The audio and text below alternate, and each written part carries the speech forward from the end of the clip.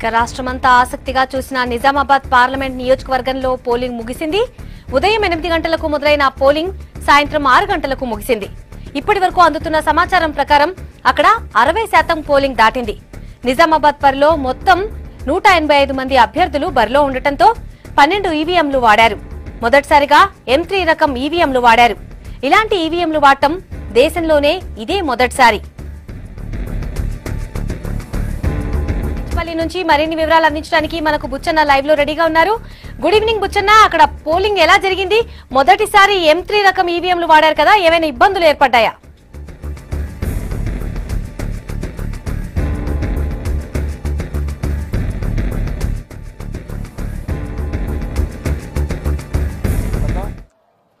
ఇక్కడ నిజామాబాద్ పార్లమెంట్ నియోజకవర్గం పరిధిలో పొద్దున 8 గంటల తర్వాత పోలింగ్ కొన్నిట్లో ప్రారంభమైంది, కొన్ని 10 అయింది, 10:50 కూడా అయింది. 10 గంటల 50 నిమిషాల తర్వాత కొన్నిట్లలో పోలింగ్ ప్రారంభమైంది.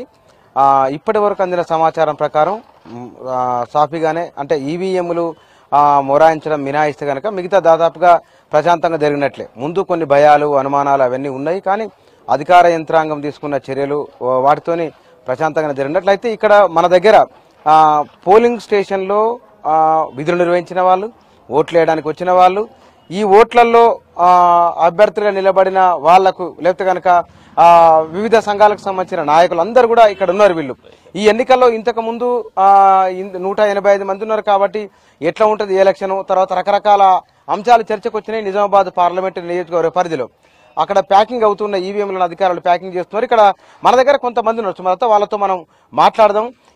ఇంతమంది 185 మంది సంబంధించిన ఈవీఎంలు ఉన్నాయి కాబట్టి ఇక్కడ విధులు నిర్వహిస్తున్న వాళ్ళు అసలు వాళ్ళకి ఏం ఫీల్ అయిన వాళ్ళు, ఇవాళ మొత్తం సాయంత్రానికల్లా పోలింగ్ ముగిసింది. ముగిసిపోయిన తర్వాత వాళ్ళు ఏమనుకుంటున్నారు, ఓటు వేయడానికి వచ్చిన వాళ్ళు కూడా ఒక రకమైన ఉత్కంఠత ఉన్నది. అప్పుడు వాళ్ళు ఏమనుకున్నారు, ఇప్పుడు వాళ్ళు ఏమనుకుంటున్నారు, ఈ విషయాలు వీళ్ళతో మనం వారి అభిప్రాయం ఏందో తెలుసుకుందాం. ఎందుకోసమంటే వాళ్ళ పొద్దుగ్గర నిజామాబాద్ పార్లమెంట్ నియోజకవర్గంలో వివిధ గ్రామాల్లో వివిధ పోలింగ్ కేంద్రాలను తిరిగి వారి ప్రజల ఎట్లా వస్తున్నారు, ఎట్లా ఓట్లు వేసారో తెలుసుకున్నాం మనం. కానీ ఈ సాయంత్రం అయిపోయింది కదా, ఒకసారి మాట్లాడదాం వీళ్ళ దగ్గర. ఏ పేరు బాబు నీ పేరు? నా పేరు సురేష్ అండి. సురేష్, ఎక్కడ? డిచ్పల్లి, మా నిజామాబాద్ జిల్లా డిచ్పల్లి మండలం అండి. ఎన్నోసారి ఓటు వేయడం? నా మూడోసారి ఓటు వేయడం. మూడోసారి. మొట్టమొదటిసారిగా బ్యాలెట్ పేపర్ ద్వారా వేసాము. రెండోసారి వేసినప్పుడు ఒకటే ఒక ఈవీఎం ఉండే ఇక్కడ. ఈసారి మేము ఓటు వేయడానికి లోపల పోయినప్పుడు చాలా మంది చదువుకున్న వాళ్ళమే కన్ఫ్యూజ్ అవ్వడం జరిగింది. ఎందుకంటే అక్కడ 12 బాక్సులు, ఆ బాక్సులో వివిధ రకాల గుర్తులు కావచ్చు, ఆ యొక్క ఏర్పాటు చేసినటువంటి ఆ ఈవీఎంలు కావచ్చు, చాలా కన్ఫ్యూజ్ గా, అంటే చాలా మంది తికమక అయ్యి ఎవరికి ఎక్కడ ఏ గుర్తుకు వేయాలో కూడా వాళ్ళు చాలా మంది ఇబ్బంది పడ్డారు. ఇక్కడ అయితే ఇంకోటి ఏంటంటే, ఈ డిచ్పల్లి మండలంలో ఈ భారతదేశంలో ఎక్కడ కూడా ఇలాంటి ప్రశాంతత ఎక్కడ జరగదు. మాకు పోలీసులు లేకపోయినా ఇక్కడ ఎవరికి మత అభిప్రాయాలు లేకుండా అందరు కలిసి మంచిగా ఇక్కడ చాలా ప్రశాంతంగా ఎలక్షన్ జరుగుతాయి. ఇప్పటి వరకు 60% పోలింగ్ కూడా జరిగింది. ఎంఏ ఎకనామిక్స్ అండి. మీరు గడిచిన 15-20 రోజులుగా మీడియాలో ఉన్నారు, మాట్లాడుతున్నారు కదా, ఎన్నికలు మీరు భయాలు అనుమానాలు లేకుండా ప్రశాంతంగా జరిగిందా? మీ అభిప్రాయం ఏంటి? ప్రధానంగా ఈ రోజు ఏదైతే భారతదేశంలోనే చాలా మంది ఎన్నికలు చూస్తా ఉన్నాయి, నిజామాబాద్ పార్లమెంట్ కు సంబంధించి 8 గంటలకు పోలింగ్ ప్రారంభమవుతుందని చెప్పారు. 8 కాదు కదా, 10-11 చోట్ల జరిగింది.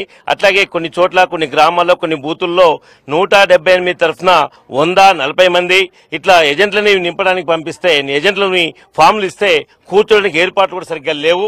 అట్లాగే ఈవీఎం ప్యాడ్లు ఉన్నాయో, నేనే ఓటేశాను, నా ఓటుని నేను చూసుకోవడానికి 7 సెకండ్లలో నా ఏదైతే వీవీ ప్యాడ్లో కనబడలే, నేను వేసిన దానికి 33 నెంబర్ సీరియల్ నెంబర్ కొట్టాను నేను.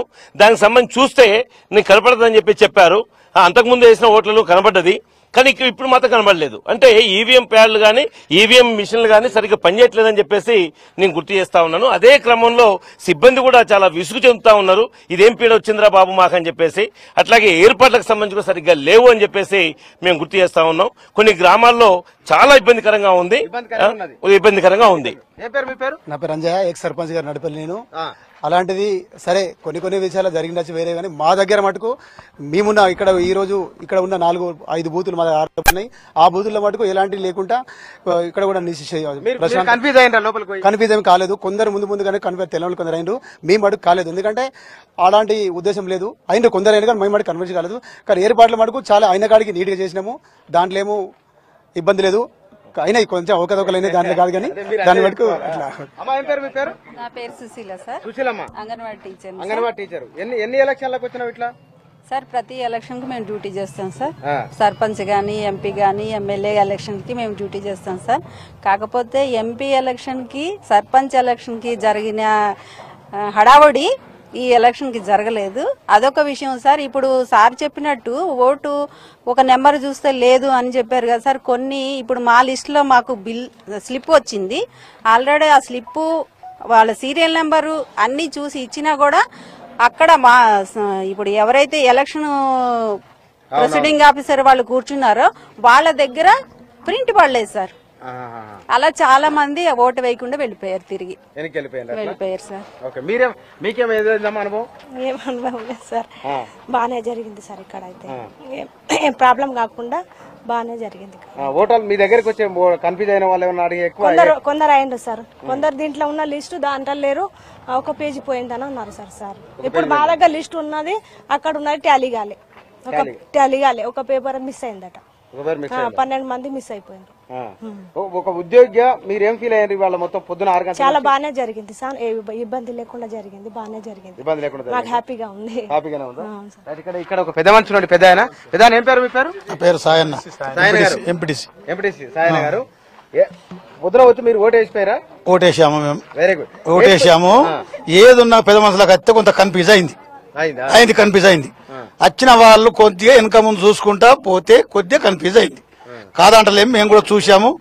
అది కూడా ఏ నంబర్ కొత్తలా ఏ నంబర్ వేయాలన్నా కూడా కన్ఫ్యూజ్ అయింది. బూతులు ఎక్కువ అయిపోయి ఏం చెప్తావు కదా కరెక్ట్ కావాలని చూసాము. చూస్తే అట్లే ఉండే కన్ఫ్యూజ్. ఓ పెద్ద మనుషులు అయిన వాళ్ళు, ముసలోళ్ళు కానీ పెద్ద మనుషులు కానీ ఒకదానికి వస్తే ఒకదానికి వస్తే చెప్పలేదా? ముందు రోజు చెప్పలేదా మీకు? చెప్పినా కానీ అట్లా అందరు తొలితే అందరు తొలగలే, అందరు తొలగలే. అట్లా చెప్పిన వాళ్ళకి ఎవరైతే చెప్పిండ్రో అవరే చూసినచ్చు. ఇంకా 30 మందికి ఏం చెప్పిండ్రు? ఇంట్లో కత్తి అందరూ చెప్పిర్రు వాళ్ళు. మరి మీకు ఎదురైన అనుభవం ఏంటి?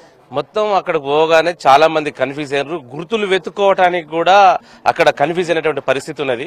మొదటి నుంచి 185 మందిలో సంబంధించినటువంటి గుర్తులు ప్రభుత్వం గాని ఇక్కడ ఎవరు గాని ప్రచారం చేయడంలో చెప్పడంలో చాలా వెనుకబడి ఉన్నది. ఈ సమస్య మాత్రం చాలా తీవ్రంగా చెప్పారు సార్. చూపించిండ్రు, మాకు మిషన్ తెచ్చిరు, చూపించిండ్రు, చూసినాము.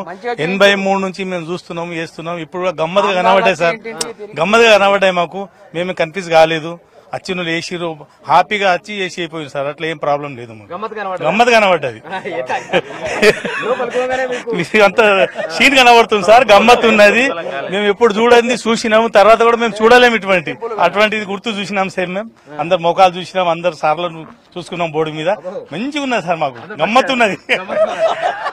185 మంది అభ్యర్థులు పెట్టిన తర్వాత లోపలికి వెళ్ళిన తర్వాత వచ్చిన పెద్ద మనుషులు గానీ, ఎక్స్పీరియన్స్ పిల్లలు గానీ లోపల పోయిన తర్వాత మేము ఎక్కడ ఓటింగ్ చేయాలనే విధానంలో కన్ఫ్యూజ్ అయిపోయారు. కంప్లీట్ అడిగింది కిరణ్ దుకాణం పెట్టిరాడా, అసలు ఇవన్నీ గంప గుర్తు ఏంది పెట్టిరా భయ్, మాకు ఏ గుర్తు ఏడుందని మాకు అర్థమవుతుంది అని చెప్పి చాలా మంది అరెస్ట్మెంట్ చేసుకున్నారు. ఇంకోటి, ఇప్పటి వరకు కొత్త ఓట్లు నమోదు చేసుకున్న ఓటర్స్ కూడా కొన్ని ఓటర్స్ రాలేవు, అన్ని కన్ఫ్యూజ్. మళ్ళీ స్లిప్స్ ఓటర్స్ అయితే కొత్త మిగతా గ్రామ పంచాయతీ కానీ ఎలక్షన్స్ లో ఉన్న ఓటర్స్ ఇప్పుడు కొంతమంది ఇంకా యాడ్ కాలేవు. మళ్ళీ వాళ్ళు ఇచ్చిన లిస్ట్ కి మాకు ఇచ్చిన లిస్ట్ టాలీ కాలేదు. చాలా మంది ఓటర్లు వచ్చి వెళ్ళిపోయినారు. మళ్ళీ ఇంకోటి ఏంటంటే ఎవరికైనా అవగాహన కల్పించాలి. ఈవీఎంస్ పైన అవగాహన మాత్రం కల్పించలేదు. ఇక్కడ ఎవరికి కల్పించలేదు. నా పేరు కృష్ణ అండి. ఇక్కడ ఈ ఎలక్షన్లలో ఈవీఎంలు 12 ఈవీఎంలు ఉన్నాయి. అంటే అదొక కొత్తదనంగా అనిపించింది. కాకపోతే కొందరు కన్ఫ్యూజ్ అయినారు. కానీ దీంట్లో నేను కన్ఫ్యూజ్ కాలేనండి. నేను పక్కా ఓటేసినాను. నిజామాబాద్ పార్లమెంట్ నియోజకవర్గంలో ప్రధానంగా కనబడింది. ఇక్కడ వ్యవసాయ సంబంధమైన వాళ్ళు, వలసలు వెళ్లిన వాళ్ళు, ఈ రెండింటి ఎఫెక్టే చాలా ఎక్కువ కనబడుతున్నది. అసెంబ్లీ ఎలక్షన్లతో పోలిస్తే కనుక పోలింగ్ పర్సెంటేజ్ తగ్గింది. సర్పంచ్ ఎలక్షన్లు అసెంబ్లీ ఎలక్షన్లతో పోలిస్తే 15 నుంచి 20% ఆ తేడా కనబడుతున్నది. అయితే ఇది ప్రధానంగా 2 కారణాలు. మైగ్రేషన్ వెళ్లిన వాళ్ళ సంఖ్య ఇక్కడ చాలా ఎక్కువ ఉంది, ఆ ఓట్ల సంఖ్య ఎక్కువ ఉంది. రెండోది, ఎండ, విపరీతమైన ఎండ ఉన్నది. పొద్దున 10 గంటల నుంచి 3:30-4 గంటల వరకు ఎండ ఉన్నది. ఆ వేడి తీవ్రత ఎక్కువ ఉన్నది కాబట్టి ఆ పెద్ద వయసు వాళ్ళు, దాదాపుగా వాళ్ళు తక్కువ మంది వాళ్ళు పొద్దున్నే వచ్చిన వాళ్ళు 11 గంటల వరకు ఓటేసుకుని వెళ్ళిపోయారు. మిగతా వాళ్ళకి రాలేదు. అది సాయంత్రం 5 నుంచి 6 మధ్య వచ్చిన వాళ్ళు మాత్రమే వేసిండ్రు. అది అందుకోసమనే ఈ డిచ్పల్లె మనం ఉన్న ఈ పోలింగ్ కేంద్రంలో 1000 ఓట్లు ఉంటే కనుక దీంట్లో 300 ఓట్లు ఇంకా దీంట్లో పోల్ కాలేదు. దానికి అంటే కొంతమందికి పేర్లు లేకపోవడం, కొంతమంది ఎండ ఉంది కానీ రాలేకపోవడం, ఇట్లా చాలా పోలింగ్ కేంద్రాలు జరిగింది. ఇది అందుకోసమనే పోయినసారి పార్లమెంట్ ఎలక్షన్లతో పోల్చుకున్నా సరే ఆ పోలింగ్ పర్సెంటేజ్ తేడా ఉన్నది. ఈసారి ఇంకా ఆ తేడా మరింత స్పష్టంగా కనబడింది. అది గ్రామీణ ప్రాంతాలలో ఉన్న వాళ్ళలో ప్రధానంగా నిజామాబాద్ ఈ పార్లమెంట్ నియోజకవర్గంలో పురుషుల కంటే మహిళల ఓటింగ్ శాతం ఎక్కువ ఉంది. ఈ మహిళల్లో ప్రధానంగా ముసలి వాళ్ళ సంఖ్య కొన్ని గ్రామాలతో వాళ్ళే ఎక్కువ ఉన్నారు. వయసు వాళ్ళ కంటే కూడా ముసలి వాళ్ళు వచ్చి ఓటేసిండ్రు. వాళ్ళ సంఖ్య చాలా ఎక్కువ ఉన్నది. ఈ నియోజకవర్గంలో మిగతా వాటికి దీనికి ఉన్న తేడా ఇది ఎక్కువ అత్యధిక అభ్యర్థులు పోటీ చేయడము, అత్యధిక మంది సిబ్బంది పాల్గొనడము, అత్యధిక మంది ఇంజనీర్లు ఇక్కడే ఉండడము. మొత్తం భారతదేశంలో ఎన్నికలు జరుగుతున్న నరేంద్ర మోడీ, రాహుల్ గాంధీ పోటీ చేస్తున్న నియోజకవర్గాల్లో ఎంత కాన్సన్ట్రేషన్ ఉన్నదో, ఎంత ఆసక్తి ఉన్నదో నిజామాబాద్ పార్లమెంట్ నియోజకవర్గం పైన కూడా అంతే ఆసక్తి ఉన్నది. మన తెలంగాణ రాష్ట్ర చరిత్రలో తొలిసారిగా ఇంత పెద్ద ఎత్తున ఎన్నికలు నిర్వహించడము, దీని పట్ల అందరి దృష్టి ఉండడము, అధికారులు వాస్తవం చాలా మటుకు చాలా జాగ్రత్తలు తీసుకున్నారు. ఒక్కొక్క ఈవీఎం కేంద్రంలో ఒక ఇంజనీర్ ఇక్కడ ఏర్పాటు చేసినారు. సుమారుగా 600కు పైగా ఇంజనీర్లు ఈవీఎంల దగ్గర మొత్తం ఈ పార్లమెంట్ పరిధిలో పనిచేసిండ్రు. 5-6 లోక్సభ నియోజకవర్గాలలో పనిచేయగలిగినంత సిబ్బంది కేవలం ఒకే ఒక నిజామాబాద్ పార్లమెంట్ నియోజకవర్గంలో పనిచేశారు. అంటే ఎన్నికల యంత్రాంగము, అధికార యంత్రాంగం ఈ విషయంలో చాలా జాగ్రత్తలు తీసుకున్నది.